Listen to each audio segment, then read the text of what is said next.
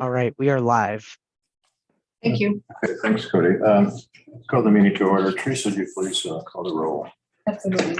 Ron, Here. Joycelyn, Here.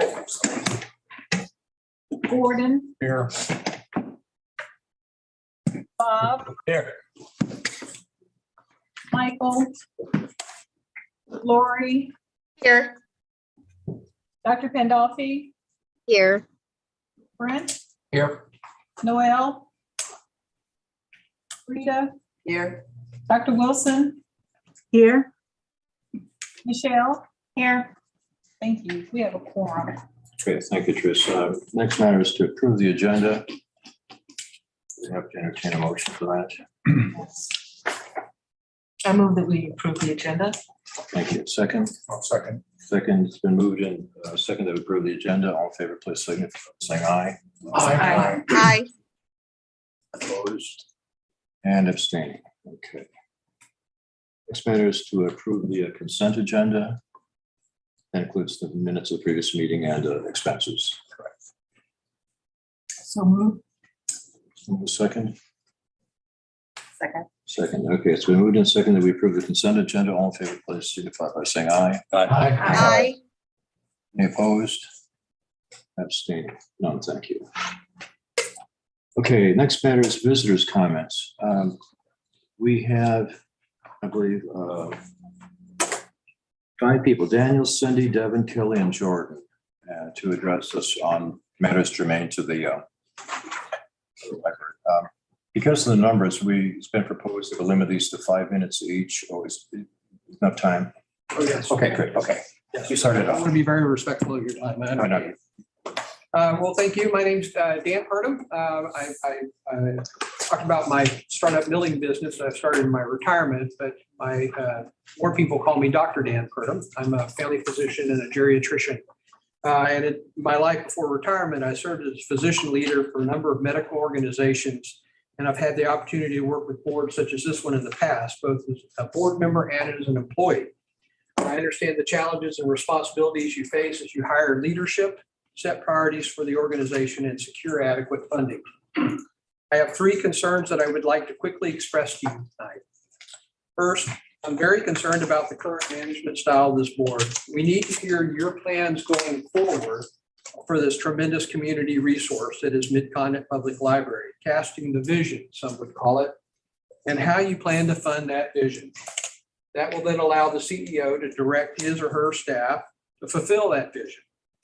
What I worry about and what I see is board members frequently trying to micromanage the staff and to be involved in day-to-day operations.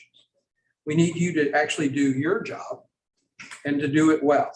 We need you to communicate to all of us where you plan on taking the Mid-Continent Public Library system as honestly, as open, and as openly as possible, and allow the person you hired to lead that effort to get on with their job. Second, we need you to fulfill the promises made when the voters in Jackson, Clay, and Platte counties passed Proposition L in 2016 by overwhelming numbers.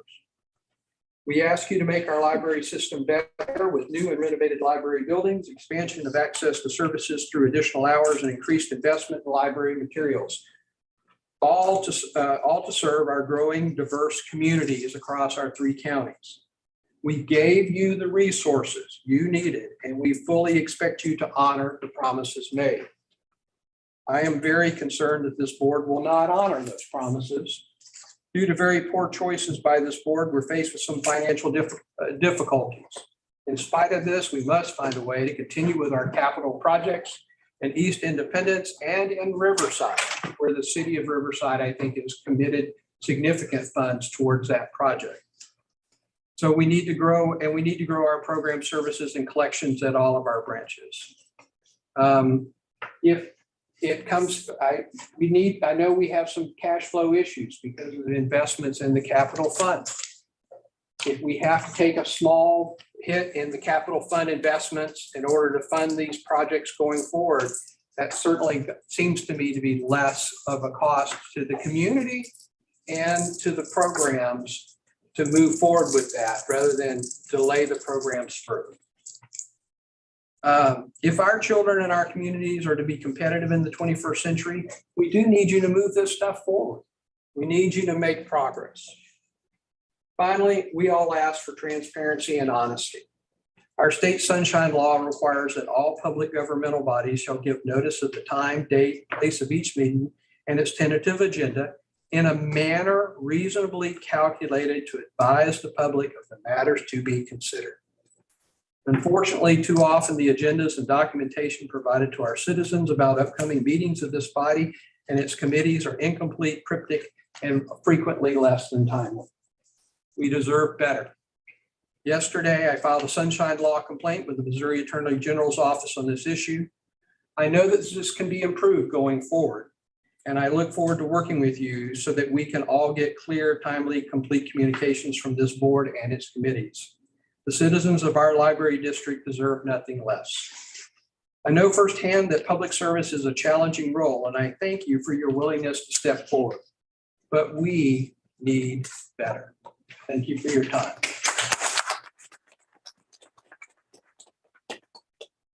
Cindy?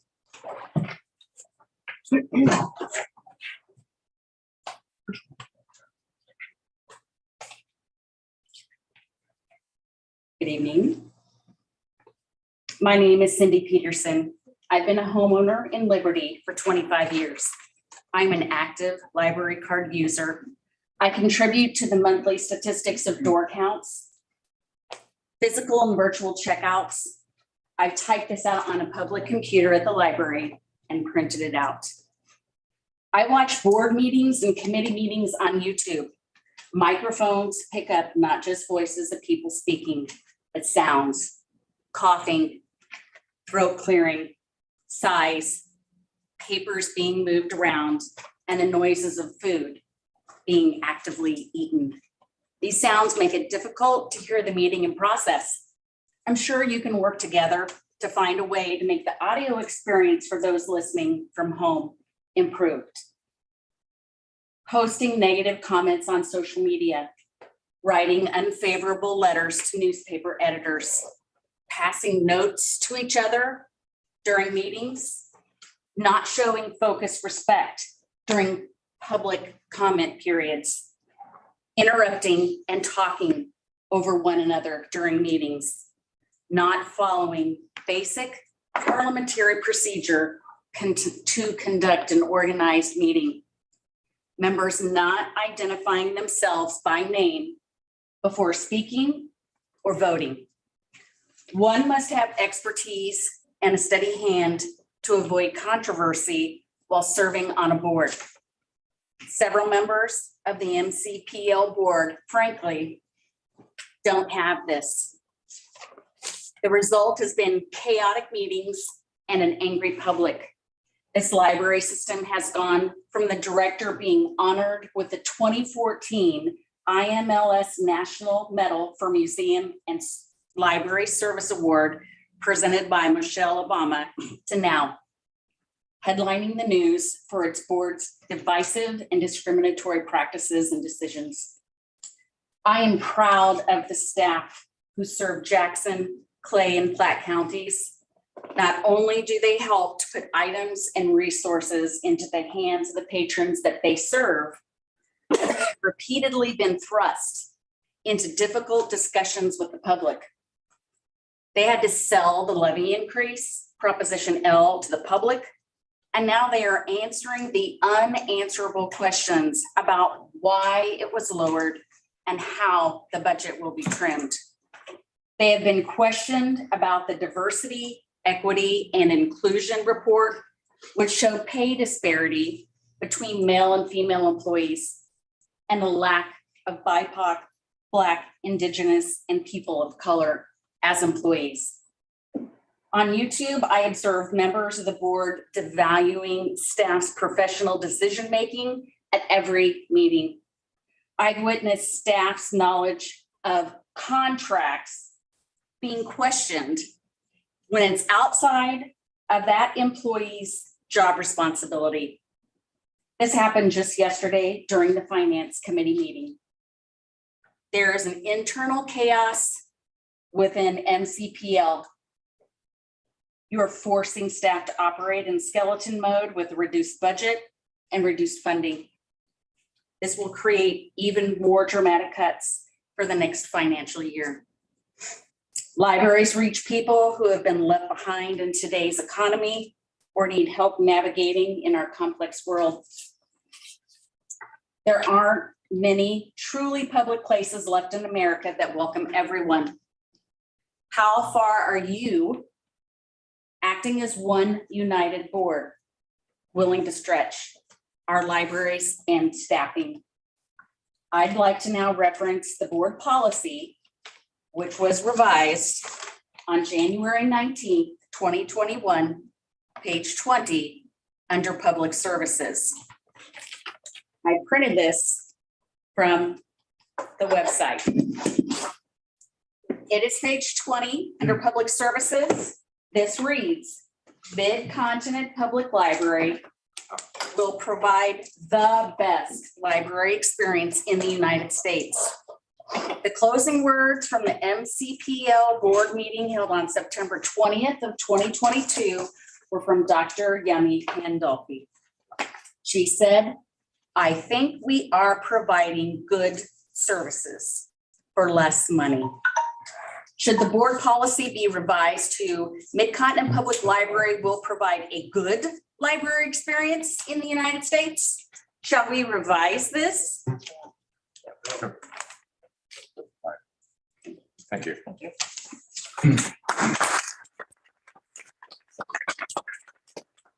Devin?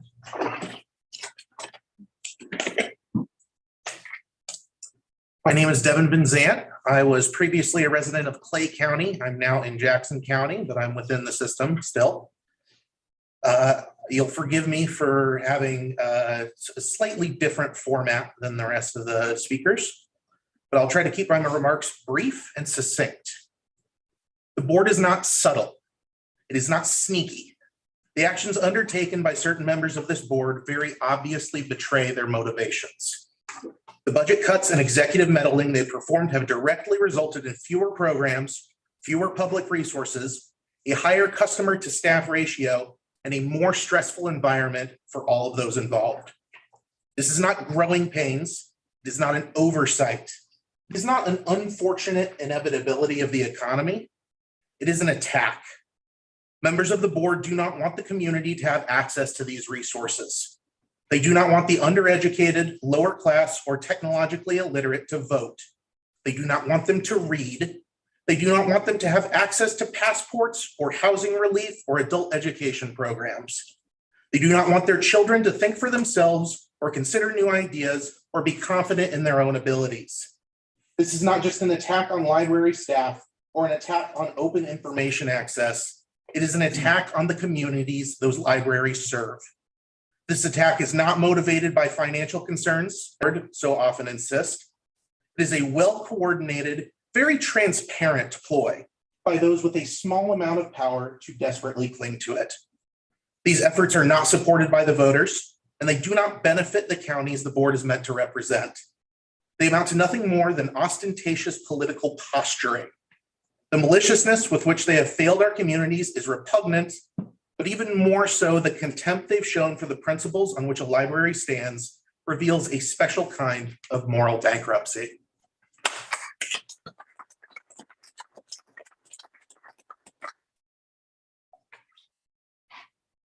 Kelly.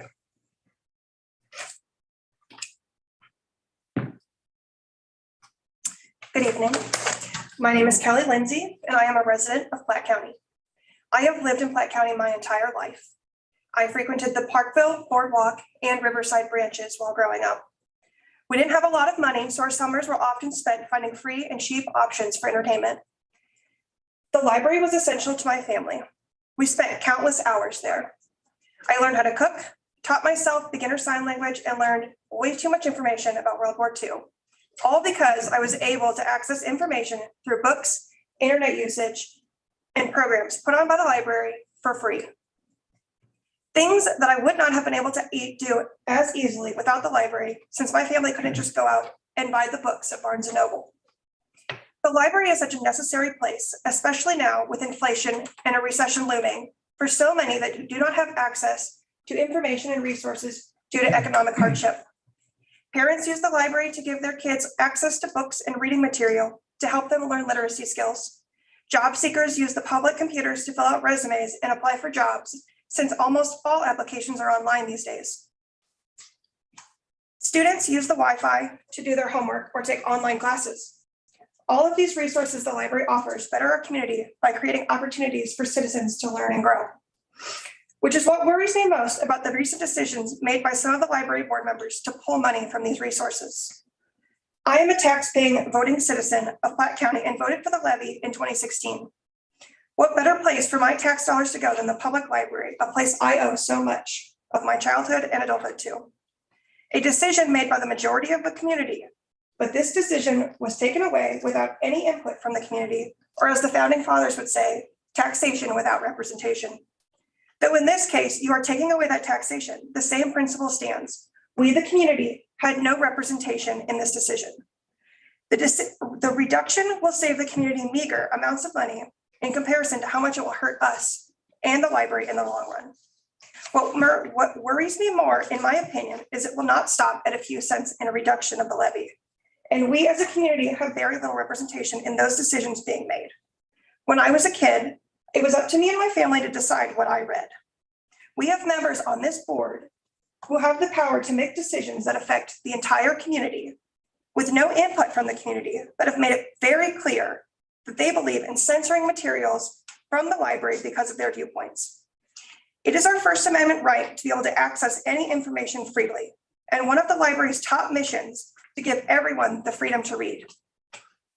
This is why we offer materials on many different viewpoints, so as to give everyone access to the information they seek. There are plenty of books that I don't agree with in this library, but if I don't like it, I just don't read it. Censoring the library is a direct assault on the First Amendment, seeing as it is one of the only places left for people to freely access information with no cost. In summation, defunding and censorship will only hurt our community. It will hurt our most vulnerable populations. It will hurt the staff. It will hurt the economy. If you were really worried about saving people money from cutting the levy, you wouldn't cut funding to the resources that directly help people earn more. As Ronald Reagan stated, government is the people's business, and every man, woman, and child is a shareholder with the first penny of tax paid. With all the profound wording of our federal constitution, probably the most meaningful words are the first three: we, the people. And those of us here today have been elected to the constitutional office and to the legislature are in that the three-word phrase. We are of the people. We are chosen by the people to see that no permanent structure of government ever encroaches on the people's freedom or assumes the power beyond that which has freely been granted to us, the people. We stand between the taxpayer and the tax spender. Thank you.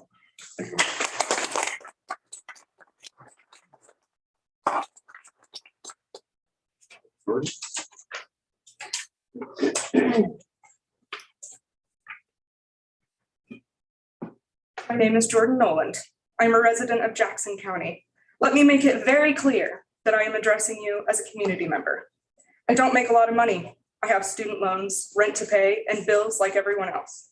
As someone in the profession that I'm in, it would be an understatement to say that I like books. Reading has always been an escape for me from the stresses of our increasingly chaotic world.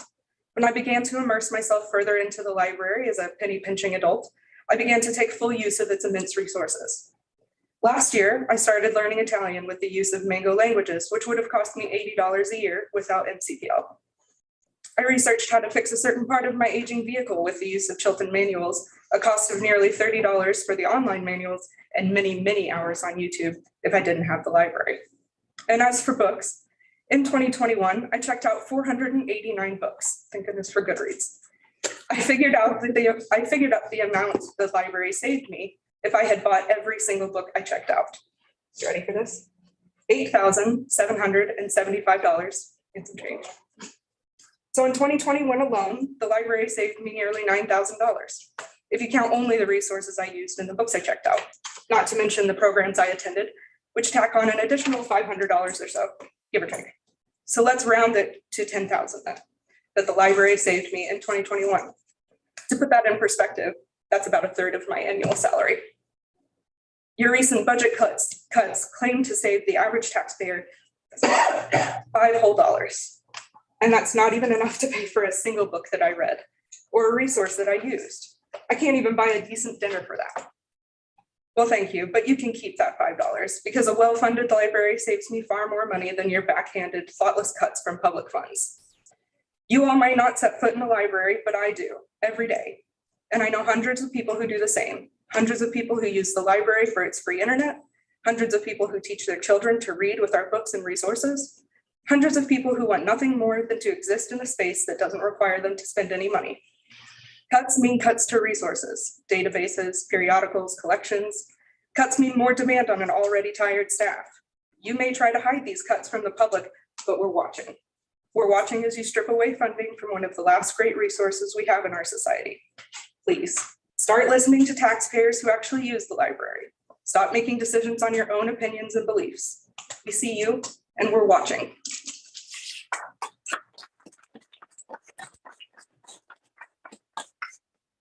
Thank you. I know some of you had material that you're reading. If you care to have them left to Teresa, they can be incorporated into the actual minutes of the meeting too. Of course, it's recorded on YouTube, but if you want to have them in the paper file, that's certainly an option you have.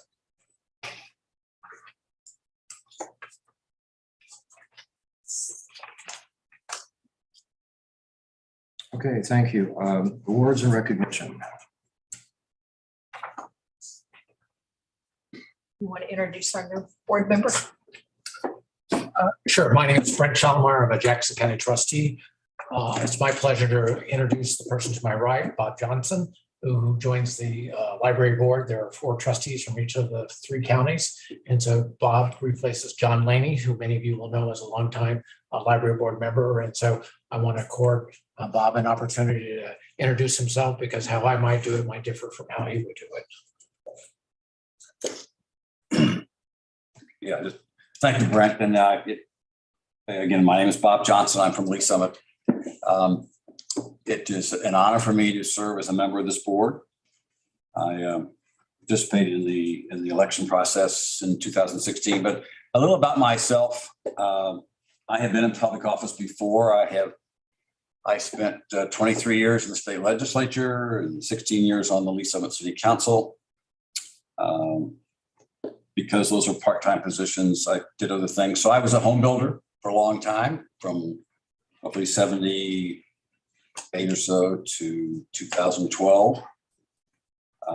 I also have taught on an adjunct basis at the University of Central Missouri for a long time. I taught principles of macroeconomics. I taught principles of personal finance. Now, I also want to add on the econs. I'm actually the kind of adult that will actually read notes of the Federal Reserve's Open Market Committee. I don't think anybody else here probably. I'm trying to figure out, do I agree or disagree with the Fed on what the economy will do in the next 12 months? As I know all of you want to do that. And I also was a member of the Missouri Labor and Industrial Relations Commission at one time. That's the last public body or non-judicial body that people can appeal their decision on workers' comp and unemployment comp. So again, I want to close just by saying I really appreciate being a member. As I heard you this evening, I'm sitting here thinking, I only knew about this a few days ago. So it was an interesting presentation. But again, I'm looking forward to serving on this board. Thank you. Yeah, thanks, Bob. Welcome. Although the recognition typically within the library, the proper to acknowledge that Joyce and receiving acknowledgement for her accomplishments in the community from by an organization sponsored by local media, local newspaper and independents, as well as a very, very substantial corporate presence in Kansas City. So again, Joyce, congratulations. Next matter is the election of a new treasurer, and I guess surprising to no one, the laws and policies are a bit sparse in how we do that. So unless the board, which is 7, suggests otherwise, I think it's appropriate to have nominations from the floor. Anybody's nominated or wish, they can certainly address the board, and after that, conduct a vote. So I'd like to start it off, and I'd like to nominate Bob Johnson to be the treasurer to replace John, who was a great fellow and certainly missed. As Bob mentioned, he has an undergraduate and graduate training in commerce and finance. He runs his own business and served in the legislature in Jeff City for a number of terms. What strikes me most about him is that Bob was appointed by Frank White, who we all know from Jackson County is a Democrat. Shortly after I heard Bob was on board, I got a call from Jerry Nolte, a Republican, the presiding commissioner in Clay. And both of them, from complete opposite sides of the political spectrum, did nothing but speak very, very highly and with great esteem for Bob individually as well as his credentials. So I'd like to nominate Bob. And he, yes, Mr. President, I'd like to second the nomination. thank you. Do we have any other persons who would like to nominate themselves or another? I make a motion, we close nominations. Can I do that? Good. The sound says, okay. Bob's been nominated to serve as our president. All in favor?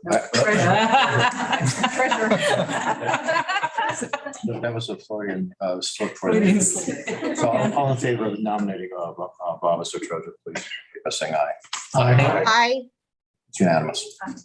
Thank you. My condolences, Thanks. congratulations. Thanks, Bob. Do I get to read the notes of the Federal Reserve still? No. You can, but you're not required to report on here. Okay. And we need to finish the motion. You said all in favor. We didn't finish the motion. Okay, let's have a roll call vote. That's what you need. Also, Michelle mentioned too that I may have been speaking too fast for the YouTube, so. Yes, Okay, yeah. Okay, so let's do the roll call vote. please. Michelle? Aye. Dr. Wilson? Aye. Rita? Aye. Noel? Brent? Aye. Dr. Pandolfi? Aye. Lori? Aye. Michael? Bob? Aye. Gordon? Aye. Joycelyn? Aye. Ron? Aye. Okay, we have a motion passed. Carrie. Thank you. Next matter is. Yes. There you go, thank you. Yes. Okay, on the screen, that's the operating fund at the end of October. For tax revenue, we received over $1 million. And that's about $100,000 more than last year. This is about 17% increase. Most of the tax dollar delinquent tax, and we will start to receive a new tax dollar in late November, except Platte County. People in Platte County started to pay the 2022 tax revenue in late October, and we received about $30,000 so far. The operating revenue is about $1.4 million. That's about $2 million, or close to 11% higher than last year. The next page is the operating expenditures. For payroll and benefits, we spent close to $11 million, 32% of the budget. Library materials, we spent close to $5 million, close to 43% of the budget. All other operational accounts, about $3.1 million, close to 30% of the budget. Those percentages are based on the new budget passed last month.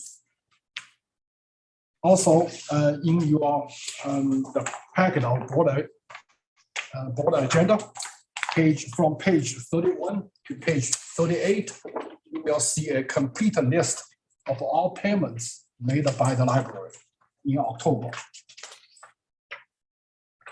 Next page will be debt service fund. It shows all payments made for principal and interest since 2019. And in August 2022, we made an interest-only payment for about $1.4 million. And the remaining debt balance, principal balance, is about $58.7 million. Next page is the capital project fund. Top one is the storage center. I believe this is the last year to complete the project of storage center. And the new budget is $54,150. For the new Riverside, so far we spent about $709,000, including a new land for $650,000. For the capital improvement plan, we paid about $3.2 million so far this year. The last page is the health insurance fund. The total amount of contributions from employer and employee, the $1.2 million. That's based on the new rate of the contribution from the employer. The fixed costs, that's the reinsurance and the administrative fees, is close to $400,000.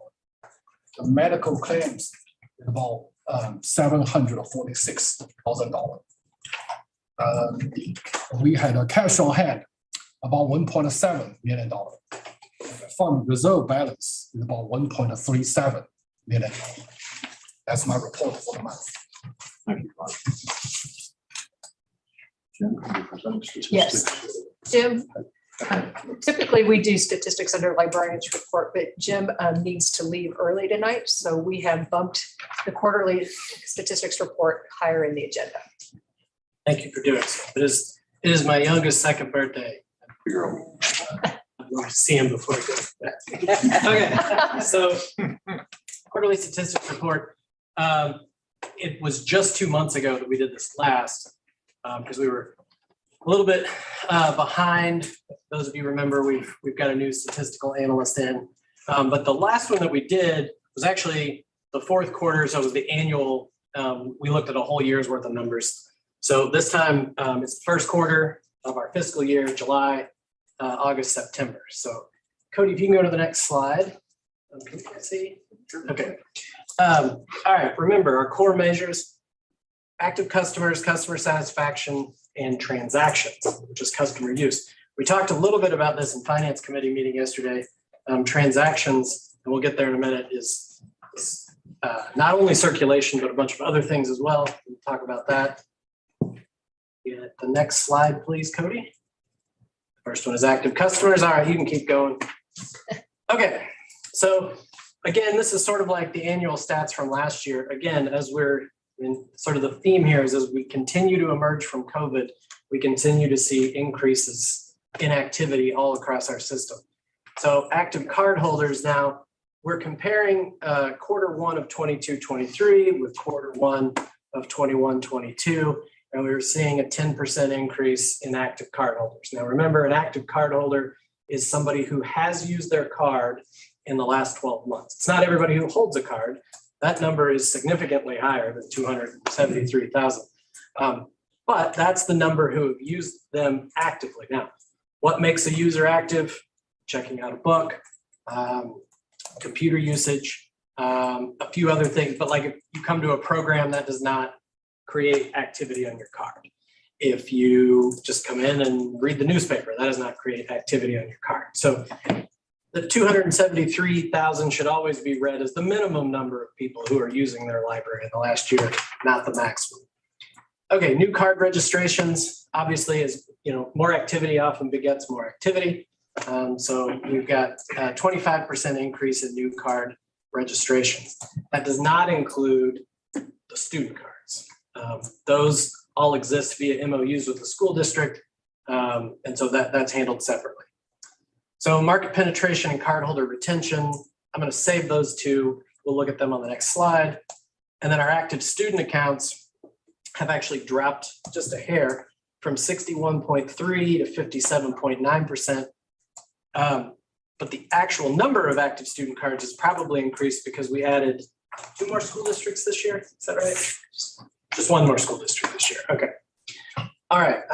Next slide, please, Cody. Before you go on, Yeah. I had a quick question. Yeah. On the active student accounts, you see the usage dropping because coming out of COVID, schools may be less dependent on internet and using. Yeah, not entirely sure. And that's something we'll have to start looking at to see what the activity looked like in there.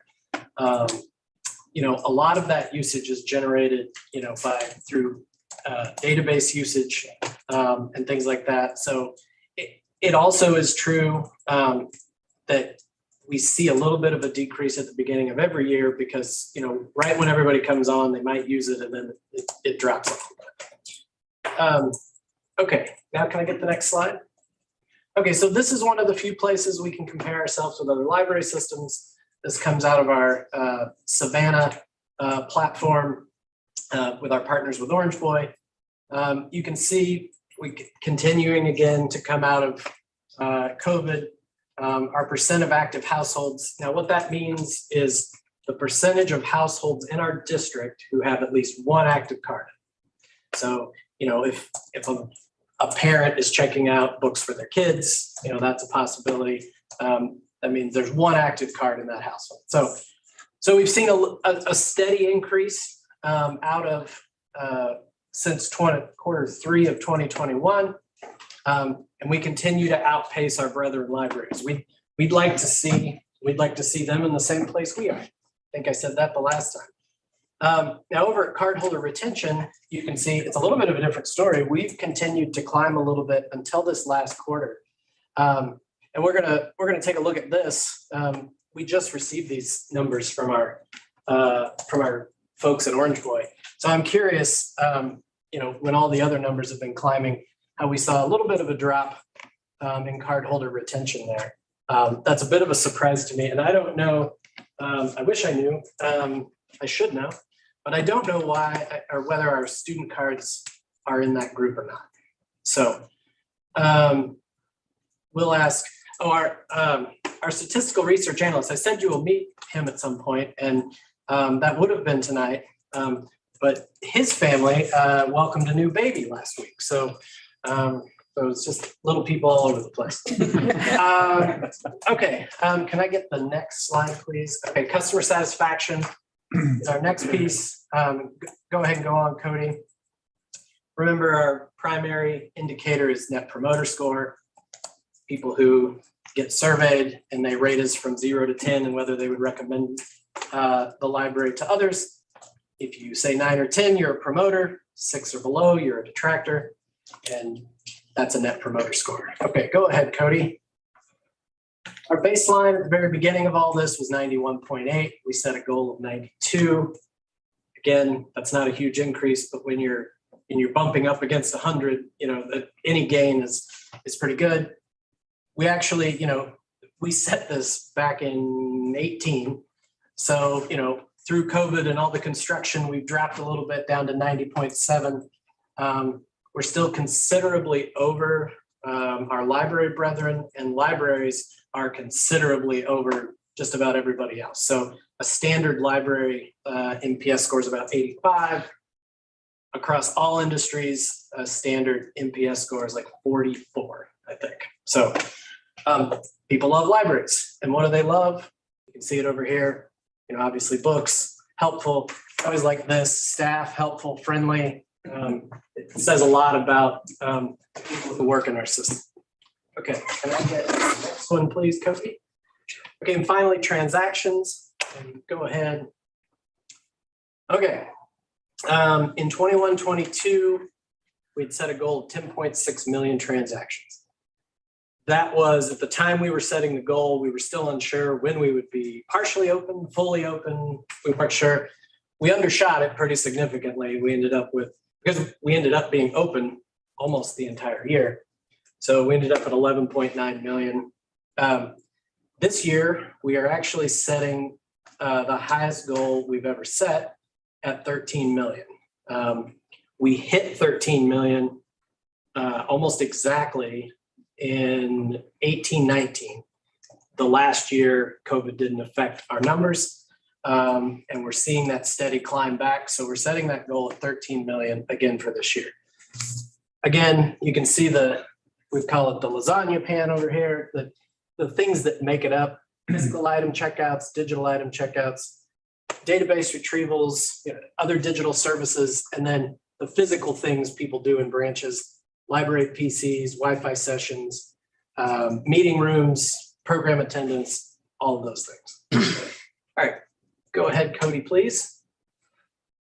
Okay, so break some of that down and you can see, again, increases. We're still coming out of reduced service.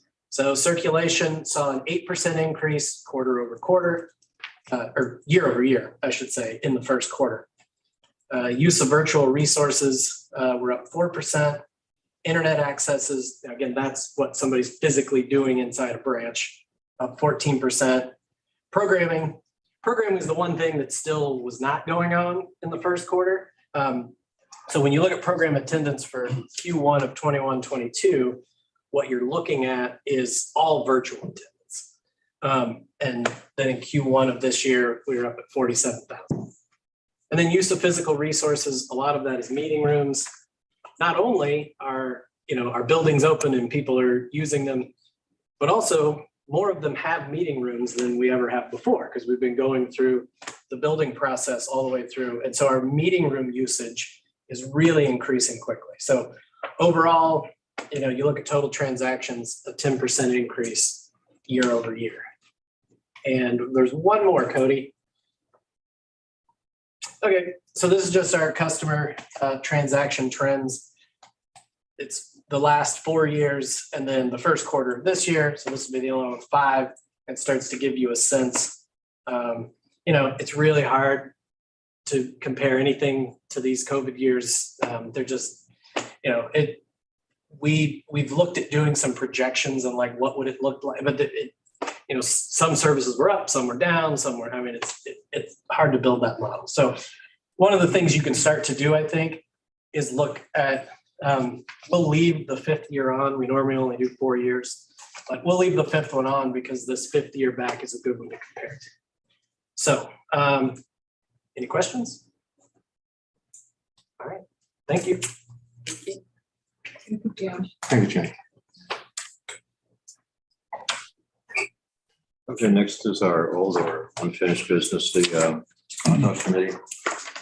2 sessions. This first, is there anything that should be in the open session, or would you prefer to go to closed? We're going into closed session to discuss contract and hiring. Okay. Before we move to go to closed session, I just let people know I had a medical emergency in the family. So Joycelyn, Michael, Michelle, and certainly John.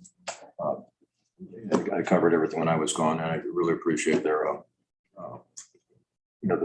certainly the effort and the courtesies extended.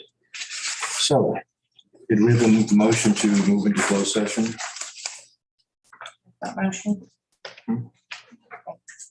Can I say from first? Personnel. Okay. You want me to read that? It's Or I'll make that motion to go into closed session for the on the board. personnel. Second, Second. it's been moved and seconded that we move to closed session. Any discussion? All in favor, please signify by saying aye. Aye. Hold on. Roll call. We What's need that? to do roll. Do a roll? Roll. Okay.